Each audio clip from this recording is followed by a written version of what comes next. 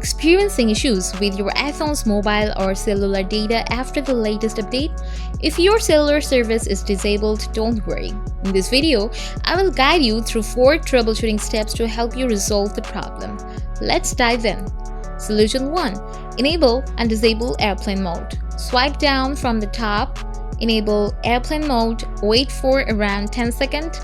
After that, please turn it off. Solution 2. Restart your iPhone. A simple restart can often fix temporary glitches affecting cellular service. So, restart your device and check your issue. Solution 3. Remove and reinsert the SIM card. Eject your SIM and wait around some time. After a while, reinsert the SIM card into your iPhone. Solution 4. Reset all settings. Open Settings, scroll down, tap General, scroll down, tap Transfer or Reset iPhone, tap Reset all settings. Following the steps should resolve the problem in most cases.